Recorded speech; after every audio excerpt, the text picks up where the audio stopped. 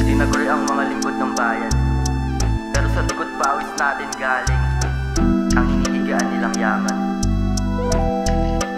Top Dog Entertainment. Sa isang kurap pwedeng mabago ang lahat. Sa isang kurap pwedeng maging huwara ng huwad. Nagagawa nilang bihisan ng panlilinlang ang hustisya na hubad. Sa isang kurap pwedeng mabago ang lahat. Sa isang kurap pwedeng maging huwara ng huwad. Nagagawa nilang bihisan ng panlilinlang ang hustisya na hubad.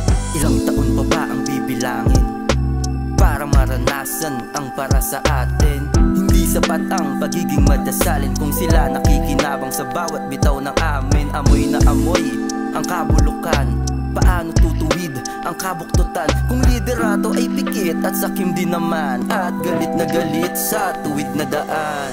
Sa isang kurap pwedeng mabago ang lahat. Sa isang kurap pwedeng maging huwara ng huwad. Nagagawa nilang bihisan ng panlilinlang ang hustisya na hubad.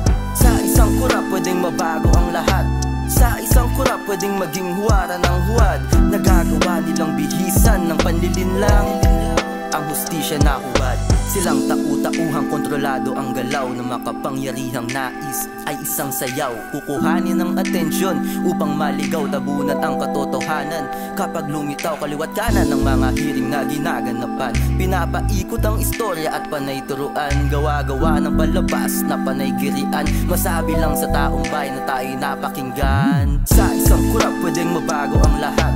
Sa isang kurap pwedeng maging huwara ng huwad. Nagagawa nilang bihisan ng panlilinlang ang hustisya na hubad.